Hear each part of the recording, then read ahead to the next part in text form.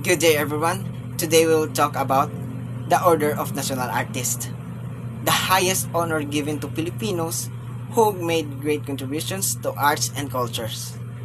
In our report, we will first define what the Order of National Artists is, then explain its legal basis, the process, and the privileges of being a national artist. We also highlight some of the recent national artists and their contributions.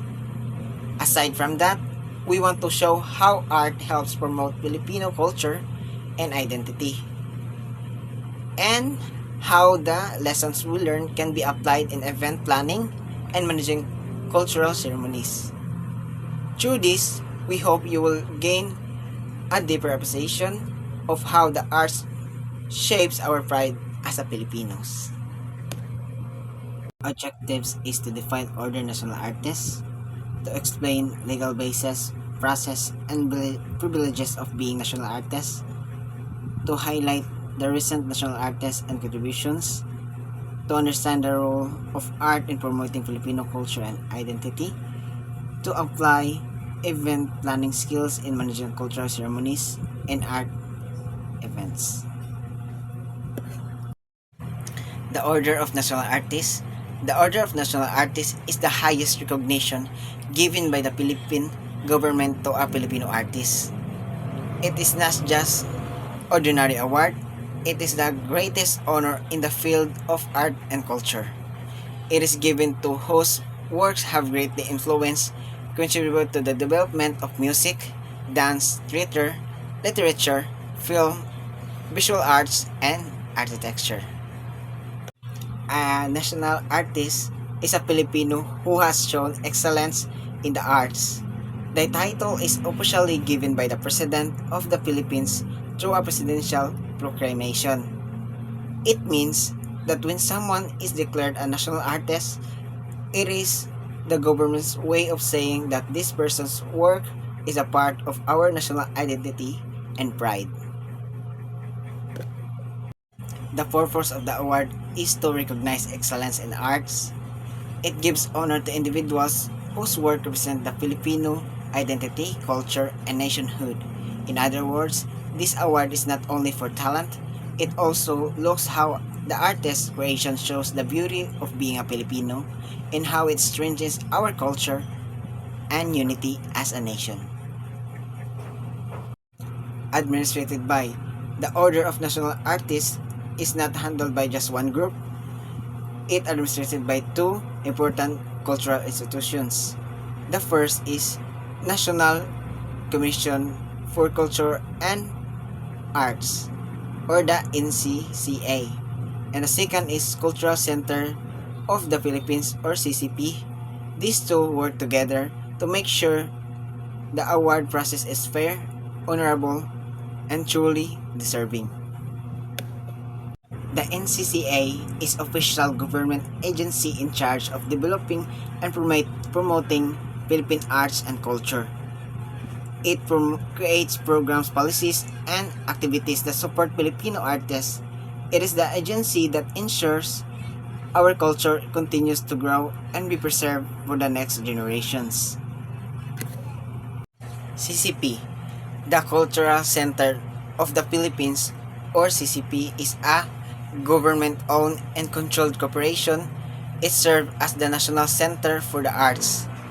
Its role is to promote artistic excellence and to nurture the participation of audiences in art making and appreciation. In short, CCP is a place where artists and the public come together to experience and celebrate art. The Grand Collar. The Grand Collar has several important designs. It is circular links show the unity and connection of all art forms.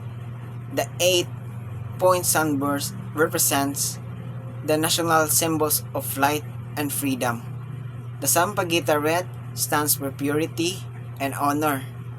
At the center is a medallion with the color of Philippine flag, red, white, and blue.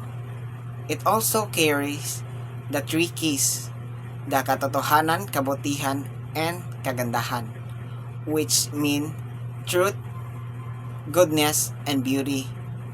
The entire insignia is made of silver gilt, showing value, strength, and lasting honor. So, let's proceed to my topic that is all about the legal basis for giving the Order of the National Artist from the Official Gazette of the Philippines, NCCA 2020. So there is four orders of the national artist from the official gazette of the Philippines according to NCCA 2020. So the first one is proclamation number 114 in 1973, the CCP Board Awards of Committee. So this proclamation designated the Cultural Center of the Philippines, or CCP. The Board of Justice, as the awards committee, is responsible for selecting and recommending individuals to be honored as the national artist. So in other words, the CCP was given authority to oversee the selection process. The second one is Presidential Decree number 208 in 1973, the CCP Ministers Awards and Privilege. So, this decree formalized the administration of national artists under the CCP. So, it ensures that CCP not only handled the selection, but it took care of the awards and privilege granted to the awardees, such as honors, recognition, and benefits. So, the third one is Executive Order 236 in 2003, the Rice Award Cultural Order equal to national scientist and gawad sa manlilikha ng bayan or ganaba. So, this executive order elevated the Order of National Artists into the rank of Cultural Order of the Philippines. It places the honor of the same level as other states like national scientist and gawad sa manlilikha ng bayan or ganaba, thereby recognizing the award as one of the highest distinctions given by the Republic. Last but not the least, the Executive Order of 435 in 2005, which is the President can name the national artist at discretion. So this executive order gives the President of the Philippines the authority to proclaim the national artist even beyond of the official nominees recommended by CCP and NCCA.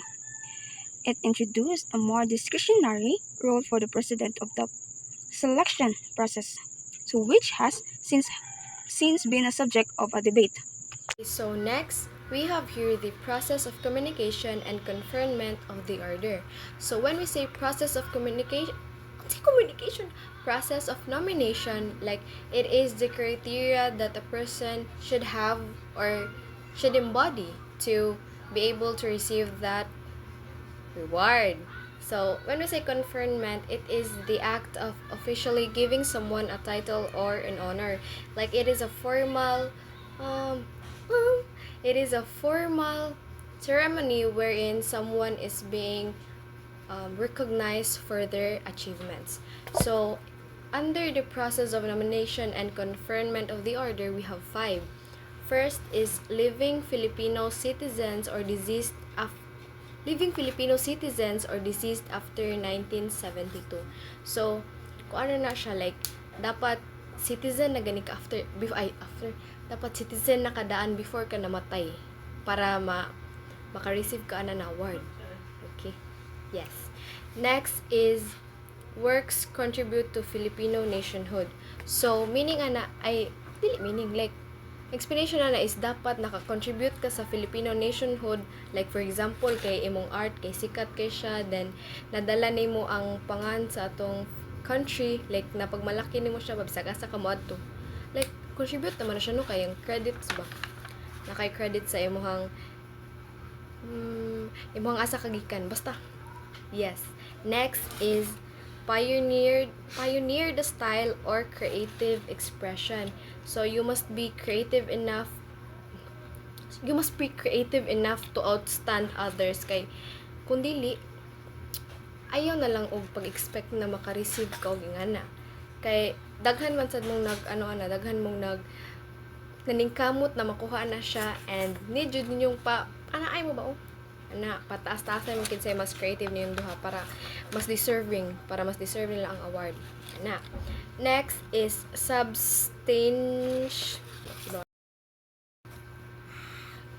substantial body of work showing excellence. So that means it's like kana ganing you have the you are knowledgeable enough in that field, like kanang daghan na kag na-create many impressive pieces, or kanang daghan na kag na-achieve nga milestone in that field. O na siya. Next is the broad acceptance. So, meaning aning, ay di siya, basta, ang deeper meaning pa sa broad acceptance is like, daghan nga people ang gusto og respect ang imuhang work, and daghan pud nga people ang ni praise sa imuhang work, bisag gikan sa critics, friends, or sa general public. So mao ni siya. Those are the 5 processes or the 5 criterias for you to be able to receive an award as a person. Thank you. So let's proceed with the privilege of national artist. So the first one is title of the national artist, which is the awardist is makadawat silang title nga National Artist of the Philippines, which is mao na siyang pinakataas nga recognition nga madawat or mahatag sa Filipino for their outstanding contribution to arts and culture. Second is insignia and citation. Third one is financial benefits. So every awardist is makadawat sila og 100,000 pesos for living awardees only. So ang ikaduha is 75,000 for posthumous recognition, which is given to the family of the awardee. Lifetime pension, medical and hospital benefits. So the living national artists are entitled a monthly lifetime pension along with medical and hospitalization benefits, ensuring their well-being and support in their later years. So 5. Life insurance. So every awardee may also receive life insurance coverage provided they are deemed insurable at the time of recognition. State funeral at libingan ng mga bayani. When a national passes away, they are honored with a state funeral and interment at the libingan ng mga bayani, which symbolizing their status as a national treasures. Number 7. Place of honor at national and cultural events. The national artists are given place of honor in state functions, official ceremonies, and significant cultural events that recognizing their invaluable contributions to the nation's heritage. Larry Alcala is a national artist of visual arts. He was a cartoonist known for Slice of Life. He also created a 500 plus characters and 20 comic strips that reflected every Filipino life with humor and insight. Amelia La Peña Bonifacio, she is a national artist for theater and literature. She also founder of the Theater Mulat ng Pilipinas, and she also promoted puppetry, folklores, and children's theater. And lastly, she also highlighted the Filipino stories and traditions. Ayan Kayabyab is a national artist, a composer, and arranger whose works range from cultural and religious to pop music. His composition captured the Filipino soul and identity in both modern and traditional styles. Kidlat Tahimik or Eric Digwa is he invented himself through his cinema, and his debut film is Mababangong Bangungot in 1977. Ang kanang Mababangong Bangungot is mauna siya ang nagpakita ng kahalagahan at pagpapahalaga ng ating sariling kultura at kasaysayan. And then it was praised by critics and filmmakers from Europe, North America, Asia, and Africa. And the film itself called for Filipino para mo-active or mo-live out ang independence and dili i-allow ang ilang culture na ma-imperialize. It's because nagpapakita ito ng pagmamalupit at paghahari ng mga dayuhan sa ating bansa. And then, Kidlat Imperfect Film is known as the worldwide as third cinema. A cinema is critical of neo-colonial and state oppression. Dili pareha sa mga third cinema mga films. And then, ang Kidlat's work does not glory. It is because dili lang siya puro negative dahil may pag-asa rin ang pagbabago ng ating bansa at pag-uunlad ng ating bansa. At pinapakita niya ito ng lakas loob at pagtulong sa mga tao para sa ikabubuti ng ating bayan. Francisco Mañosa is a national artist for architecture who promoted Filipino architectural design. He designed works like the Solo Hotel using native materials and tropical styles suited to the Philippines. His legacy inspired architects to embrace and preserve Filipino culture.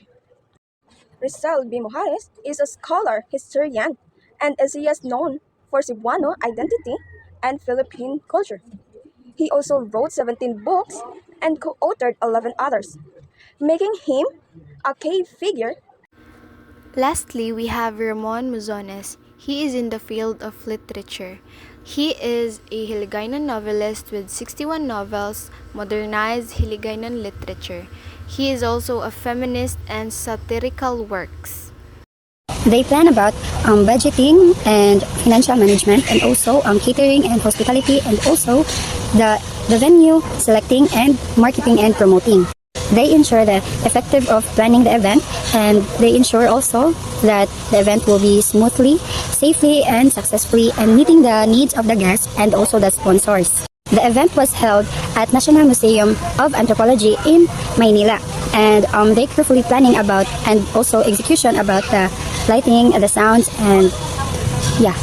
And the outcome of the event was a huge success and showcasing the richness of diversity of our culture. And guests were inspired by the artworks and performances. And also, the event helped to promote a greater appreciation for indigenous art and culture.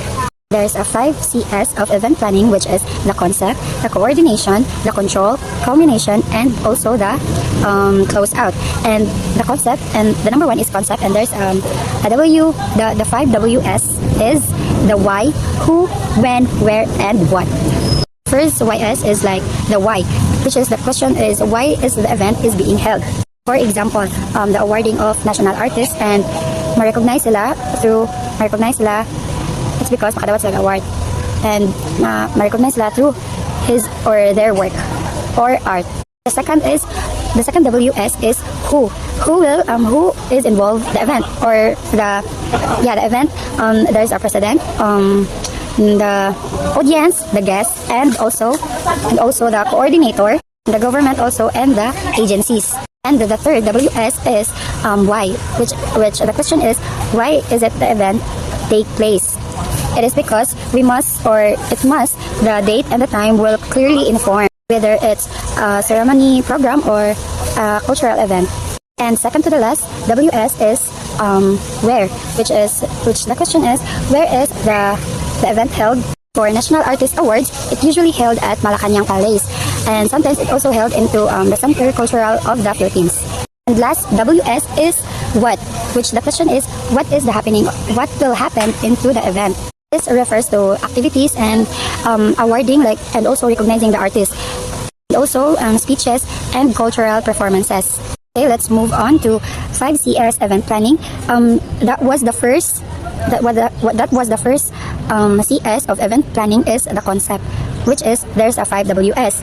And also let's move into second, which is the coordinator.